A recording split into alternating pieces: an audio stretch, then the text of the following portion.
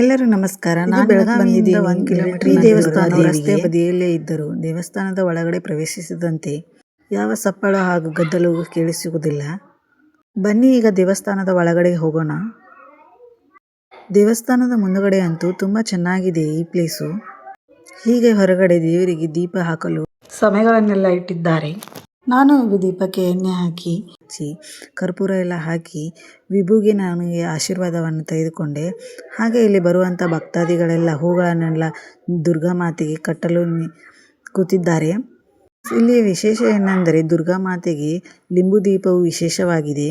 ಅನೇಕ ಜನ ಭಕ್ತಾದಿಗಳು ಬಂದು ದೇವರಿಗೆ ಲಿಂಬು ದೀಪವನ್ನು ಹಚ್ಚುತ್ತಾರೆ. ಹಾಗೆ ತಮ್ಮ ಕೋರಿಕೆಗಳನ್ನು ಕೇಳಿಕೊಳ್ಳುತ್ತಾರೆ.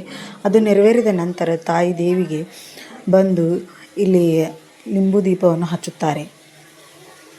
ಆರತಿಯನ್ನೆಲ್ಲ ಮಾಡಿ ತಮ್ಮ ಕೋರಿಕೆಗಳನ್ನು ಈಡೇರಿಸಿಕೊಳ್ಳುತ್ತಾರೆ. ಈ ದೇವಸ್ಥಾನದ ಉಸ್ತುವಾರಿ ಎಲ್ಲವೂ ಮಿಲಿಟರಿಯವರೇ ನೋಡಿಕೊಳ್ಳುತ್ತಾರೆ. ಆರ್ಮಿಯವರು ನೋಡಿಕೊಳ್ಳೋದ್ರಿಂದ ಇದನ್ನು ಮಿಲಿಟರಿ ದುರ್ಗಾದೇವಿ ಎಂದು ಕರೆಯುತ್ತಾರೆ. ಬೆಳಗಾವಿಯಲ್ಲಿ ಈ ದೇವಸ್ಥಾನವು ತುಂಬ ಫೇಮಸ್ ಆಗಿದೆ. ಇಲ್ಲಿ ಅಮ್ಮನವರ ಪಾದ ಹಾಗೂ ಕೈಗಳಿಗೆ ಬಳೆಯನ್ನು ಹಾಕಿದ ಚಿತ್ರವಿದೆ.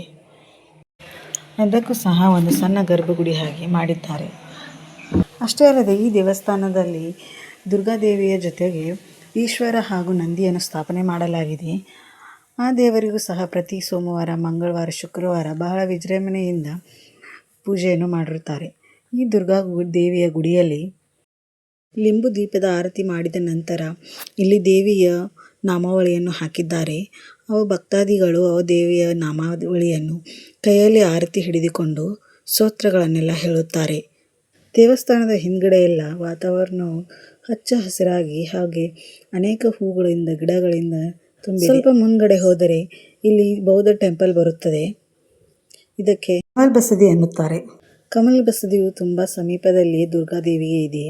ಆದ್ದರಿಂದ ನಾವು ಈ ದೇವಸ್ಥಾನಕ್ಕೆ ಬಂದರೆ ಎರಡೂ ನೋಡಬಹುದು. ಬೌದ್ಧ ಟೆಂಪಲ್ ಹಾಗೂ ದುರ್ಗಾದೇವಿಯನ್ನು ನಾವು ವೀಕ್ಷಣೆ ಮಾಡಬಹುದು.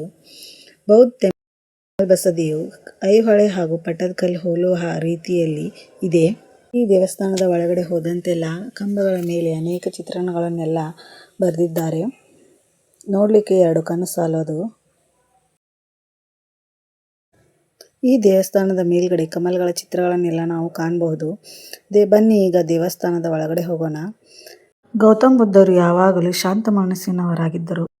ಸತ್ಯ ಹಾಗೂ ಅಹಿಂಸೆ ತತ್ವವನ್ನು ಬೋಧಿಸಿದರು. ದೇವಸ್ಥಾನ ಹಿಂದ್ಗಡೆ ಅಂತೂ ತುಂಬ ಸುಂದರವಾಗಿ ಈ ದೇವಸ್ಥಾನವನ್ನು ಕಟ್ಟಿದ್ದಾರೆ.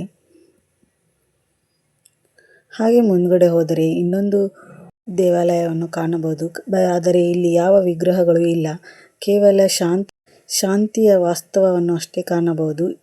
ಬರೀ ಕಂಬಗಳೆಲ್ಲ ನೆಲೆಸಿದ್ದಾವೆ. ಗೌತಮ ಬುದ್ಧರು ದೇಶವನ್ನು ಸಂಚರಿಸುವಾಗ ಇಲ್ಲಿ ಕೆಲವೊಂದು ಸಮಯ ಕಳೆದು ಹೋಗಿದ್ರಂತೆ. ಹಾಗಾಗಿ ಈ ಟೆಂಪಲನ್ನು ಇಲ್ಲಿ ಕಟ್ಟಿದ್ದಾರೆ. ಓಕೆ ಫ್ರೆಂಡ್ಸ್, ಈ ಕಮಲ್ ಬಸದಿ ನಿಮಗೆ ಏನಾದರೂ ಇಷ್ಟ ಸಬ್ಸ್ಕ್ರೈಬ್ ಮಾಡ್ಕೊಳ್ಳಿ, ಹಾಗೆ ಲೈಕ್ ಮಾಡಿ. Thank you for watching. Bye. ಮತ್ತೆ ಸಿಗೋಣ.